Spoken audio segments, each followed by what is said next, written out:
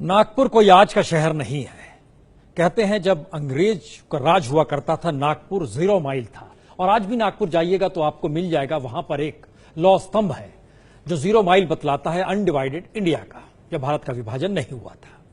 लेकिन उस नागपुर को बेहतरीन खूबसूरत बनाने के लिए खरबों रुपए खर्च करने का प्रोजेक्ट लेकर आया गया विकास के नाम पर। हुआ क्या? बरसात हुई, जरा देख लीजिए। नागपुर शहर तो वाकई बेहद पुराना है, पर पुराने को सियासी तौर पर एकदम नया करने की रकम है 6 खरब 15 अरब 29 करोड़ रुपए। जी, और इसी रकम का खेल है कि नागपुर पानी पानी है।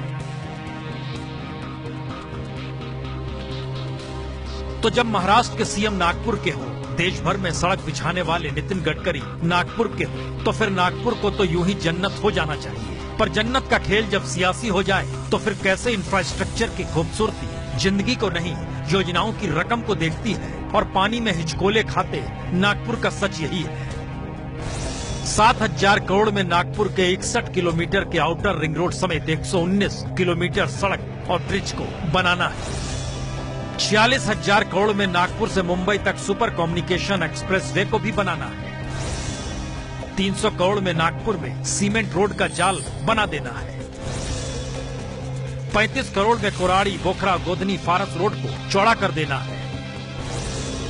8,640 करोड़ में नागपुर में मेट्रो को चला देना है। तो खरबों रुपया नागपुर के लिए खर्च हो रहा है, फिर भी नागपुर पानी पानी क्यों है? वह भी उसी दिन जिस दिन नागपुर में यह सोचकर मानसून सत्र शुरू हुआ कि मुंबई तो बारिश में डूब जाती है, पर नागपुर तो शानदार है, हरा भरा है, इंफ्रास्ट्रक्चर से लैस शहर है, और सीएम भी तो वहीं के हैं। और राज्य और देश को पहचान देने वाले फडणवीस गडकरी समेत संघ का हेडक्वार्टर भी तो नागपुर में ही है। बाबा साहब अम्बेडकर की धम्म परिवर्तन की जमीन भी तो नागपुर ही है। तो फिर नागपुर का ये हाल हो कैसे गया? विधानसभा में अंधेरा छा गया क्योंकि बिजली सप्लाई का पावर हाउस ही पानी में समा गया। हवाई अड्डे पर 5 फ्लाइट दोपहर में पहुंची और 1,000 से ज्यादा लोग एयरपोर्ट में फंस गए, क्योंकि बाहर कैसे निकलते? बाहर तो पानी पानी है। नागपुर रेलवे स्टेशन पर गाड़ियों की आवाजाही रुक गई, क्योंकि पटरियों पर पानी पानी है। अस्पताल में पानी, पुलिस थानों में पानी, दफ्तरों में पानी।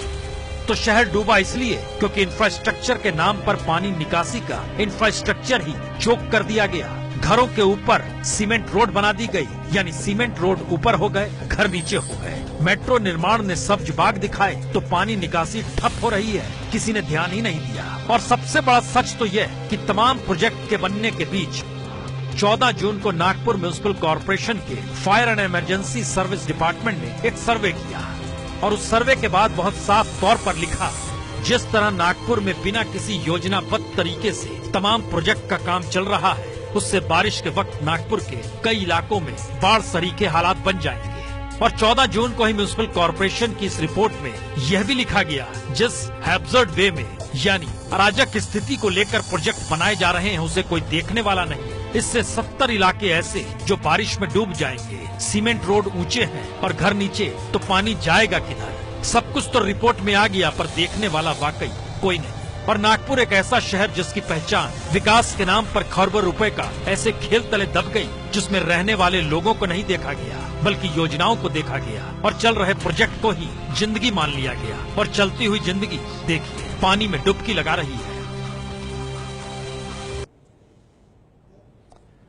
मसला ये नहीं कि खरबों रुपए खर्च किए जाते हैं विकास के नाम पर, मसला तो इसके आगे की तासीर का है, जिसमें हर वो संस्थान अगर डूबा हुआ नजर आता है पानी में नहीं बल्कि लूट में, तो उसके बाद शहर अगर डूब गया तो क्या है? शहर के किस हिस्से में घूमना चाहेंगे आप?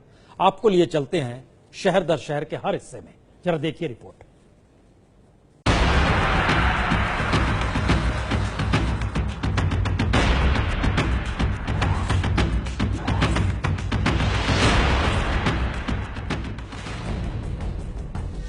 तो क्या अस्पताल, क्या हवाई अड्डा, क्या पुलिस थाना और क्या शहर की सड़कें, हर जगह पानी पानी। आलम ऐसा कि हवाई सफर के लिए इंडिगो से चेक इन करना है तो पानी के बीच खड़े होकर। जी, और शहर चंद दिनों पहले तक पानी पीने के लिए परेशान था, वहां की गलियां अब पहाड़ी नदी में बदल गई है। जरा रफ्तार देखिए।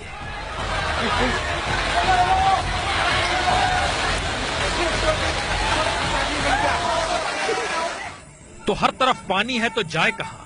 पानी भी कहां जाए? निकासी के सारे रास्ते तो नागपुर को सुंदर बनाने वाली तमाम योजनाओं ने चोक कर दिया। नागपुर के जिन 70 जगहों पर जल भराव की बाढ़ सरीखे स्थिति का हवाला म्युनिसिपल कॉर्पोरेशन के fire and emergency service department ने अपने सर्वे के बाद दिए, हालात तो उससे भी बुरे हो गए। और क्या नया क्या पुराना शहर, नागपुर में तो हर जगह सिर्फ पानी है।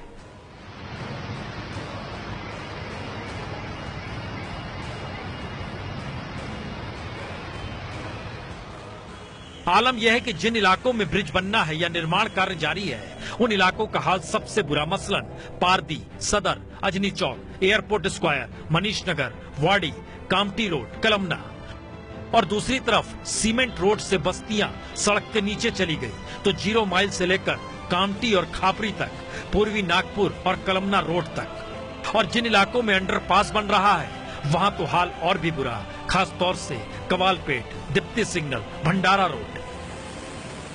तो महाराष्ट्र की दूसरी राजधानी नागपुर, जिसे विदर्भ राज्य बनने पर राजधानी बनना होगा, वहां का हाल विकास के नाम पर ये क्या कर दिया गया, सब कुछ आपकी आंखों के सामने है। दरअसल खरबों रुपया खर्च कर खरबों कमाए जा सकते हैं, पर पानी में जो हालात डूब गए उसकी भरपाई कौन करेगा? ये है एबीपी न्यूज, आपको रखे आगे।